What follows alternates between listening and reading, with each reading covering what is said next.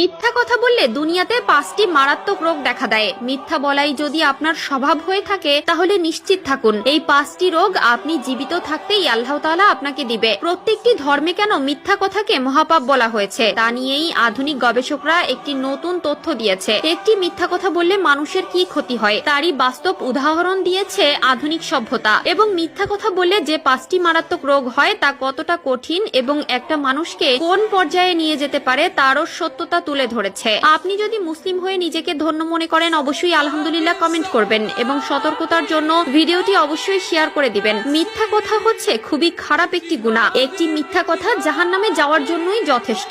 এক ব্যক্তি রাসূলুল্লাহ সাল্লাল্লাহু আলাইহি ওয়াসাল্লামের কাছে বলেছিলেন, আমি পাপ থেকে বাঁচতে চাই। উত্তরে রাসূলুল্লাহ সাল্লাল্লাহু আলাইহি ওয়াসাল্লাম বলেছিলেন, তুমি মিথ্যা কথা ছেড়ে দাও, তুমি মিথ্যা কথা ছেড়ে দাও, তুমি মিথ্যা কথা ছেড়ে দাও। সকল পাপের মূল উৎস হলো মিথ্যা কথা। একটি মিথ্যা কথা ঢাকতে মানুষকে একের পর এক মিথ্যা কথা বলতে হয়, কিন্তু সত্যি কথা বললে সেটা এক নিমিষেই ফয়সালা হয়ে যায়। তো চলুন জেনে নেই মিথ্যা কথা বললে কোন 5টি রোগ হয়। আল্লাহ তাআলা বলেন, যখন কোনো বান্দা মিথ্যা কথা বলে তখন সেই বান্দার মিথ্যা কথার দুর্গন্ধে ফেরেশতারা তার থেকে অনেক দূরে চলে যায়, এমনকি তার উপর আল্লাহর লানত পড়ে। মিথ্যা কথা বললে যে 5টি রোগ হয় তার মধ্যে 1 নম্বরে হলো আমাদের চেহারার সৌন্দর্য নষ্ট হয়ে যায়। মিথ্যা কথা বললে মানুষের চেহারার যে রহমত থাকে, নূর থাকে, আল্লাহ তাআলা সেটা উঠিয়ে নেয়। 2 নম্বরে অন্তর মরে যায়, তারা কখনো সত্য বলতে পারে না। শয়তান যখন তার অন্তরকে পরিপূর্ণভাবে দখল করে নেয় তখন সেই মানুষটির অন্তরে ঈমান থাকে না, মায়া দয়া ভালোবাসা উঠে যায়, এমনকি সেই ব্যক্তি আল্লাহকে ভুলে যায়। 3 নম্বরে দুশ্চিন্তা বৃদ্ধি পাবে।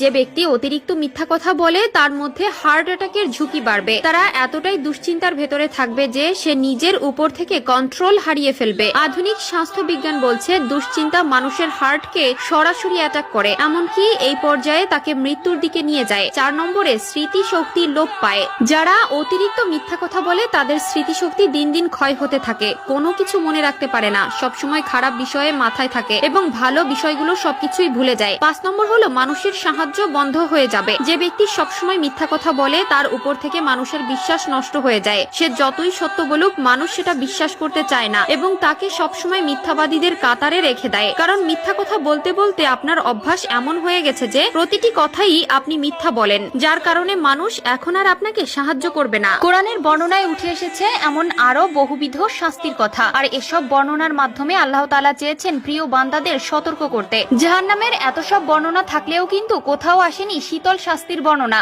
তাই বলে কি শীতল কোনো শাস্তি আখিরাতে হবে না? এই প্রশ্নের উত্তর জানতে আসুন শুনে নেই কোরআনের একটি আয়াত। ওই আয়াতে আল্লাহ তাআলা জান্নাতীদের নিয়ামতের বর্ণনা দিতে গিয়ে বলেন তারা সেখানে আস্বাদন করবে না উত্তপ্ততা এবং শীতলতা। সূরা দাহ